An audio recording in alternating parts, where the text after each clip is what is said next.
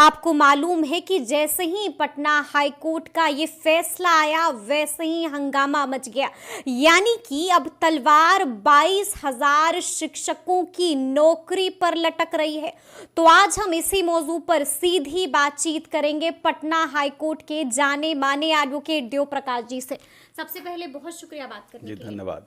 तो जैसा कि मैंने शुरू में ही कहा कि पटना हाईकोर्ट का जो फैसला आया है उसने तो हंगामा मचा दिया है।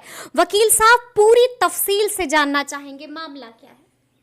देखिए, ये केस जो है ना, शिक्षा और शिक्षकों के बीच में लटक करके रह गया है। मामला ये हुआ कि 2009 में एक एक्ट बना था, right of children to free and compulsory education 2009। 2009 में एक्ट बना था।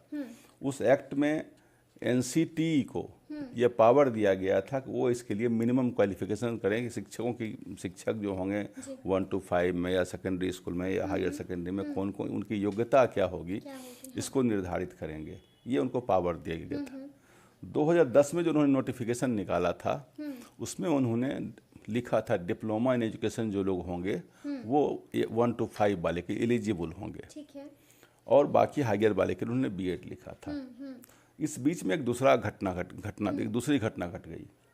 दूसरी घटना ये घट गई कि सेंट्रल स्कूल, केंद्रीय विद्यालय जिसको केवीएस स्कूल कहते हैं, उसमें शिक्षकों की जब बहाली होने लगी तो चूंकि एकाएक राइट टू एजुकेशन आया था, तो उतने शिक्षक थे नहीं। तो उन्होंने कहा कि हमारे पास जो मार्केट में टीचर्स हैं वो डिप्लोमा डिग्री वाले कम अवेलेबल हैं, बीएड वाले अधिक हैं, तो हमें इसको थोड़ा रिलैक्स कर दिया जाता तो हम दोनों में लेना शुरू कर देते। ठीक है।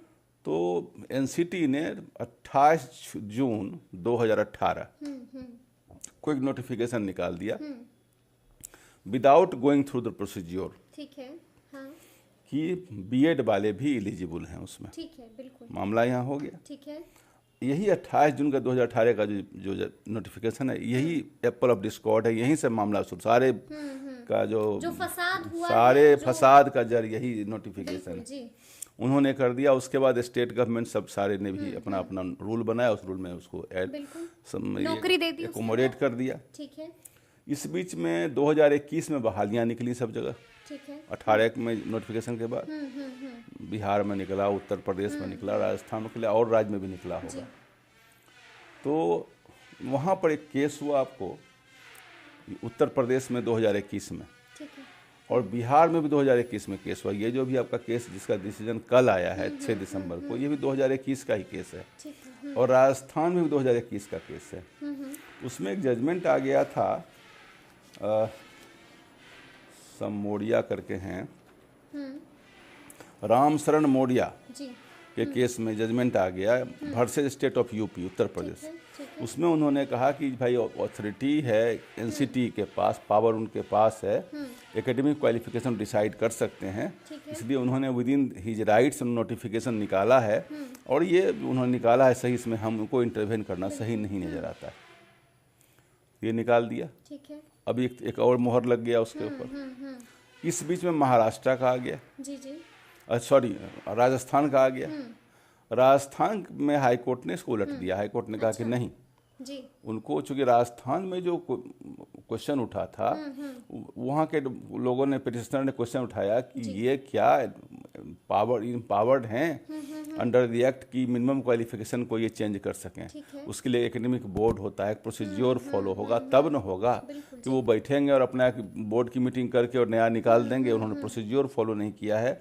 जो एक्ट में जो विधान उनको सेक्शन में जो पावर दिया गया 29 में, 23 में, इस पावर का उन्होंने मिसयूज किया है। They are not empowered to relax this qualification. ये बात उठ गई। राजस्थान हाईकोर्ट में जैसे जजमेंट हुआ, खलबली मच गई सब। उसके बाद से हम लोग इस न्यूज में बराबर आ रहे हैं। इस बात को जब वो हुई तो लोग चले गए सुप्रीम कोर्ट। सुप्रीम कोर्ट ने राजस्थान हाईकोर्ट की जजमेंट पर मोहर लगा दिया अपना। कहा कि बिल्कुल सही बात है, वो जो डीएलएड वाले हैं वही एलिजिबल हैं प्राथमिक शिक्षा के लिए, बीएड वाले नहीं हैं, क्योंकि जो पढ़ाने का तौर तरीका सलीका जो होता है इसको पेडागोगी कहते हैं। उसमें साइकोलॉजिकल पार्ट रहता है 1 to 5 के लिए, तो इसलिए वो ज़्यादा जरूरी है। बिल्कुल ही हायर क्लास में बीएड वाले आवें। और ये नोटिफिकेशन जो निकाला इन्होंने 28 जून 2018 को एनसीटी ने उसने क्वैश कर दिया, कैंसिल कर दिया। कहा कि ये डिसीजन उन्होंने विद इन देयर राइट्स नहीं किया है, इन पावर में नहीं किया।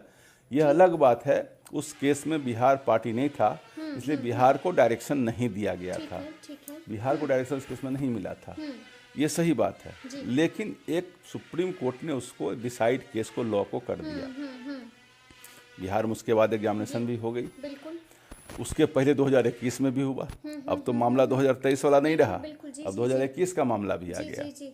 उसमें उन लोगों ने ऑलरेडी अपॉइंटमेंट हो गई, वो लोग काम कर रहे होंगे, जितने बीएड वाले वो काम करना शुरू 2 साल से काम कर रहे थे। इस बीच में फिर से लोग सुप्रीम कोर्ट गए, सुप्रीम कोर्ट में अभी तक उसमें कोई ये स्टे नहीं मिला, कोई रिलैक्सेशन नहीं मिला है।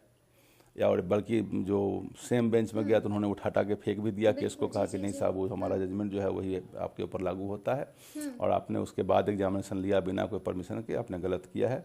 उस पर कोई निर्णय नहीं मिला। अब मामला आ गया पटना हाईकोर्ट में, जो केस पहले से चल रहा था, वो भी 2021 से ही चल रहा है। पटना थोड़ा दिल्ली से दूर है ना, उत्तर प्रदेश और राजस्थान दिल्ली से नज़दीक है, तो पटना थोड़ा पीछे चला है। पटना अब उपहास पर आ गया। 29 नवंबर को आर्गूमेंट कंप्लीट हो गया। बहुत सारे रिजर्व रख लिया था जजमेंट, रिजर्व चूंकि लिखने बड़ा जजमेंट था, बहुत ही लिखने रिजर्व तो रखना ही पड़ता है, क्योंकि नहीं रखेंगे इतने वकीलों एडवोकेट्स का इसमें सबमिशन था, इतने 120 पिटिशनर थे, 3 रीट पिटिशन इसमें है, तो उसमें करने में देखने में समय लिखने कंस्ट्रक्ट करने में टाइम लगता है, तो इसलिए रिजर्व कर रखा। लेकिन कम ही दिन रिजर्व रहा, 29 को उन्होंने रिजर्व किया और कल 6 दिसंबर को जजमेंट आ गया। उस जजमेंट में ऑनरेबल पटना हाईकोर्ट ने कहा कि आर्टिकल 141 के तहत हम बाइंडेड हैं, हमारे हाथ बंधे हुए हैं, हम इसमें एक कदम भी आगे बढ़े। चूंकि उस केस में हुआ है ये कि उन्होंने 28 जून 2018 वाले जजमेंट को क्वैश कर दिया, कैंसिल कर दिया, ध्वस्त कर दिया। जब उसको उन्होंने ध्वस्त कर दिया, सेट असाइड कर दिया, तो उसके बाद वो डेड डॉक्यूमेंट हो गया। 2021 में जो वो वहाँ पर जो बहाली हुई थी, क्योंकि उन्होंने कहा ये तो राजस्थान में हुआ ना, राजस्थान में जो बहाली हुई थी तो वहाँ हाईकोर्ट ने परमिट किया था कि आप आगे बढ़िए, एग्जामिनेशन लीजिए, अपॉइंट करिए, but subject to the outcome of this writ petition.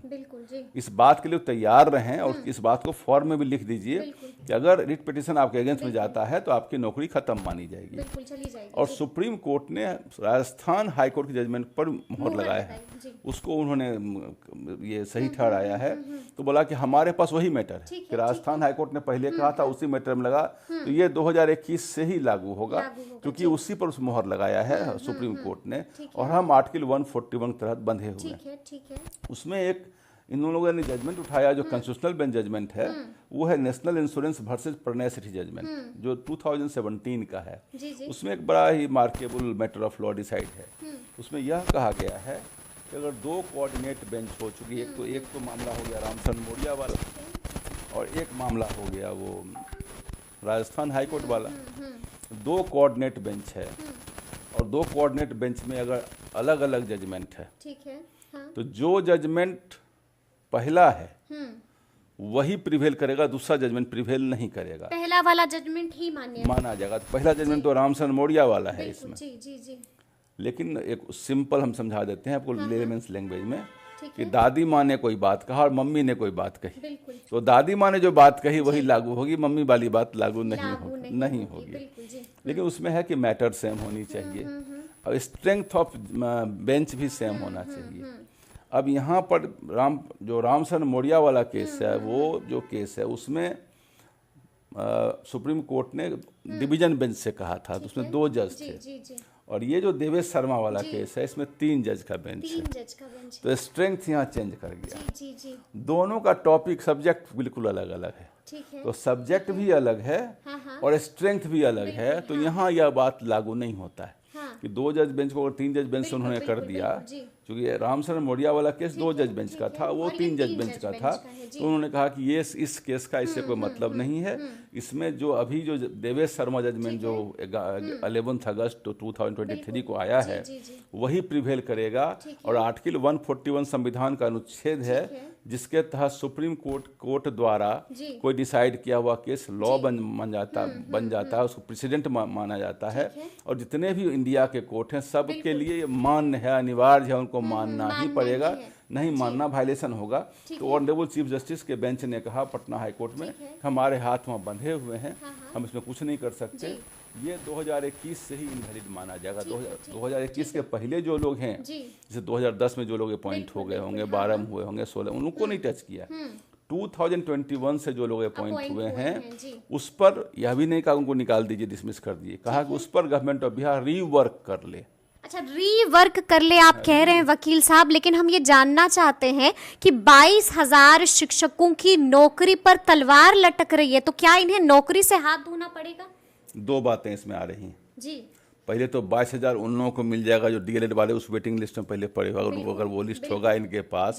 जो पहला एग्जामिनेशन 2021 में हुआ है तो डीएलएड वालों को 22,000 जो लोग वेटिंग नौकरी मिल जाएगी, पहले तो उनको फायदा होगा।